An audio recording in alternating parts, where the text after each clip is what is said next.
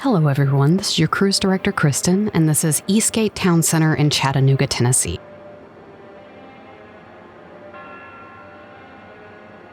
This used to operate as a mall called Eastgate Mall, but since around the turn of the century it has steadily become what it is today, a sort of enclosed office park.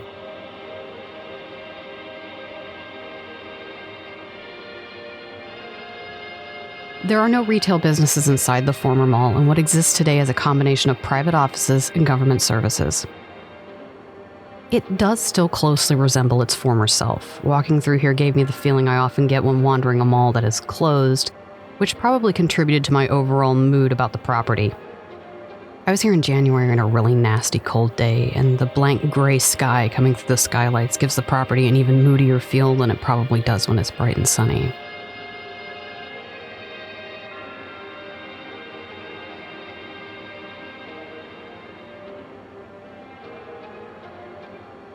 But this is a popular spot for people wanting to walk indoors. It's open to the public. You can go there yourself, but it feels like an abandoned mall. It might be the closest you get to seeing an abandoned property without placing yourself at risk for getting in trouble.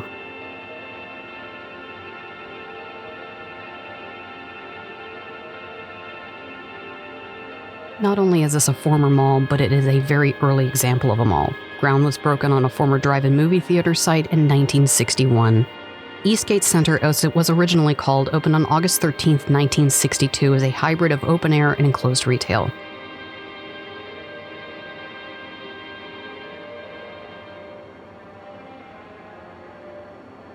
It was originally anchored by Miller Brothers Department Store and a Winn-Dixie grocery.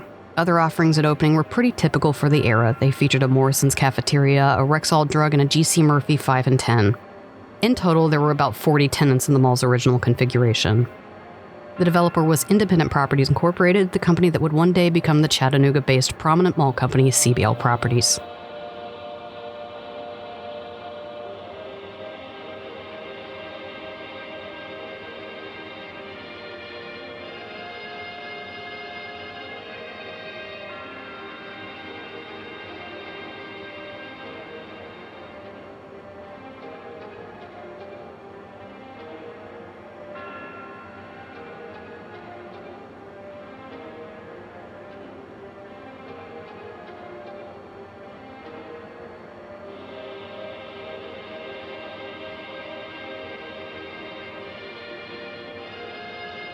The mall hosted an international festival every year starting in 1963 for its first decade, showcasing food, art, and performers from around the world. The early shopping center was a sensation, did quite well because it had very little competition. In 1965, the center was expanded for the first time, bringing 2 new anchors in the form of JCPenney and Lovemans and increasing the inline tenant capacity to around 70.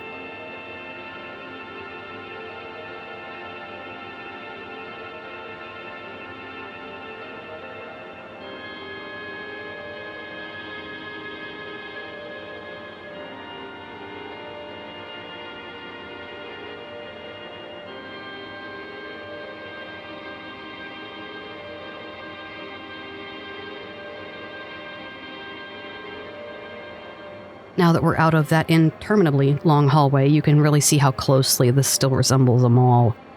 You can tell this mall was once open air and enclosed later because of all the columns. I've been to a few other former shopping centers turned malls like Findlay Village Mall in Findlay, Ohio, and they have the same series of imposing columns to reinforce the roof.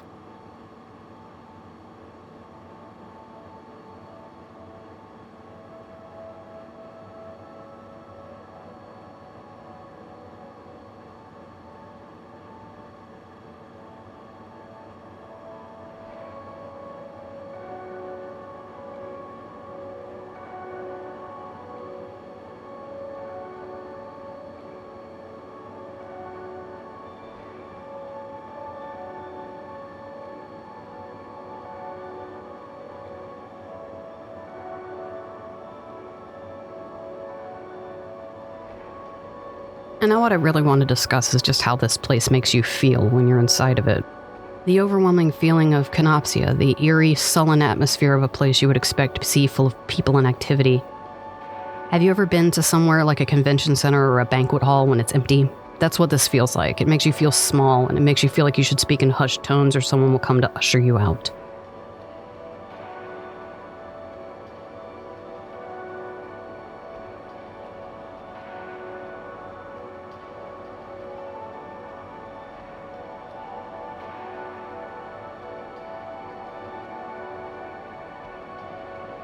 There's a lot of talk on the internet and YouTube especially about the concept of liminal spaces, which isn't really something we've had a chance to discuss here.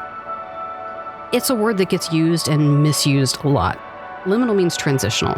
When we refer to a space as liminal, it's somewhere used as a passageway or a means to travel from one level or scenario to the next.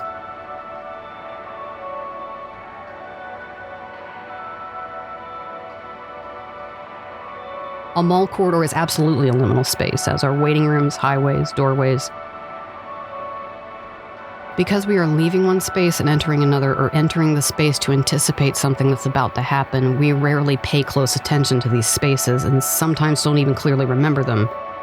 But they're burned into your memory whether you realize it or not.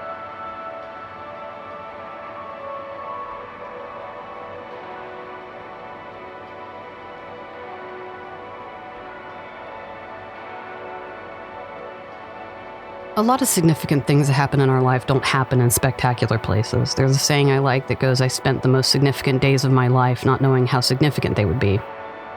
While traveling through liminal spaces, we have conversations with the people we're moving through them with. We get phone calls, we meet people, and the smell of that waiting room or that set of library stacks gets burned into our memory. The dim, yellowy lighting of fixtures that have outlived their original clarity. In a way, malls are the ultimate liminal space to a lot of us who grew up in the 80s or 90s because most of the time we spent there, we were in a liminal transition period of our lives, youth, adolescence, young adulthood.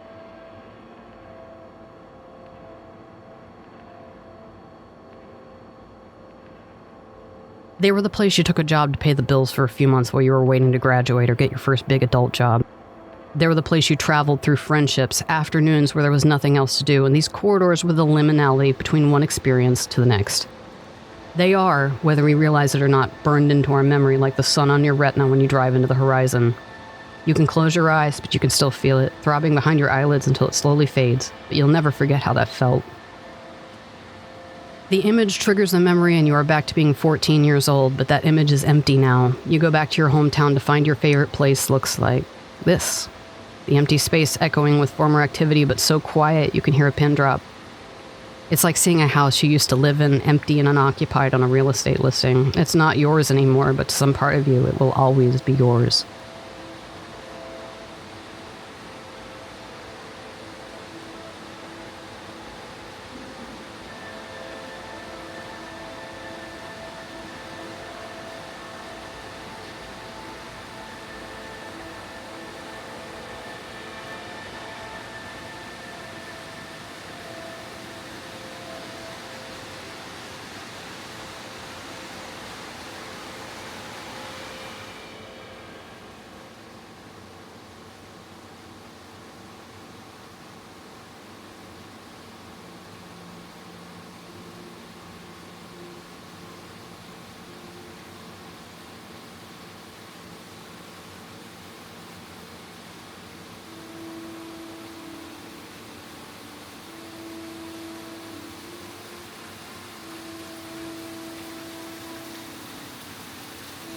The most wonderful thing about this space is the fountain. I mean, you don't see fountains like this in the most luxurious of malls anymore, and yet here it is, looking lush and tropical and healthy in this big empty space.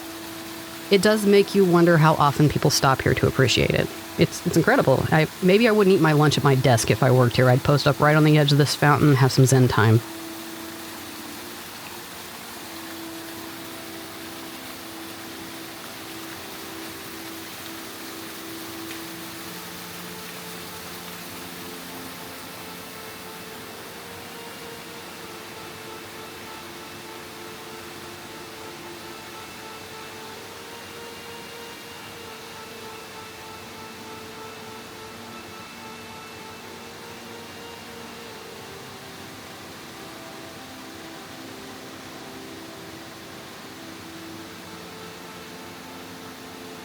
It really reminds me of something you would have seen in a luxury hotel back in the 80s or 90s. Most of these plants are real. Someone's working really hard to maintain it. Fountains are a luxury many mall owners overall don't want to spend the money on anymore, but here this one is, and it looks lovely.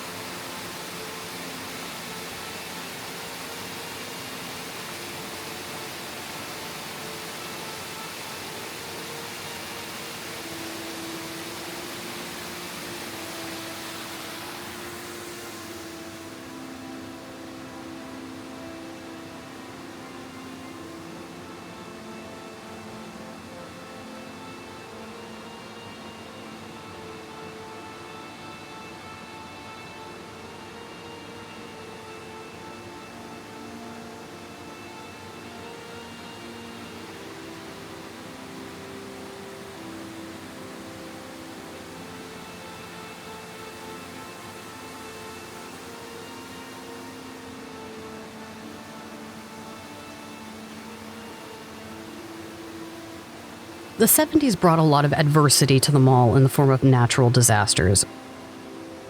On New Year's Day 1972, a fire badly damaged the mall, and in the process of repair and renovation, it was fully enclosed and the name was officially changed to Eastgate Mall. Later in 1977, portions of the mall's roof were torn off in a windstorm.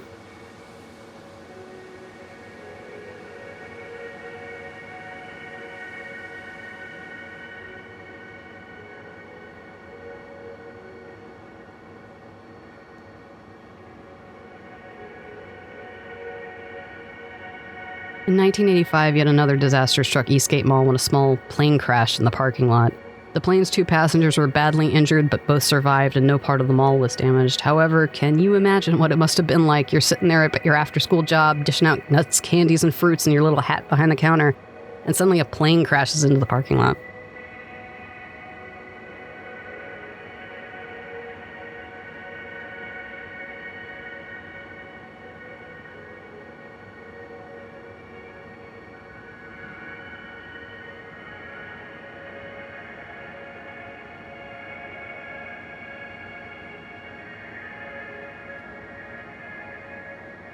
And what we're in right now was actually last a food court, which, while I don't really have any proof of this, I suspect this was actually added later. Malls in the 60s and 70s typically didn't have them. If you were a visitor here when it was still a mall, when was this food court added?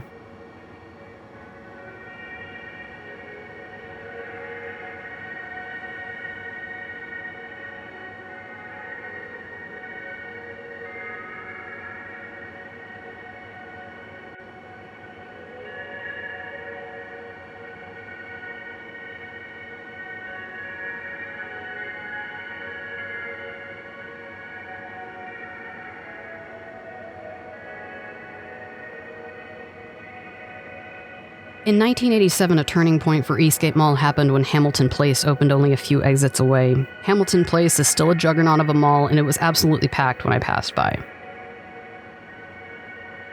They would poach 3 of Eastgate Mall's anchors over the next 10 years and is probably the biggest factor as to why this mall had to change its strategy. This was in the mid-90s too, so there was no online shopping to blame. Amazon was but a mere twinkle in Bezos' eye.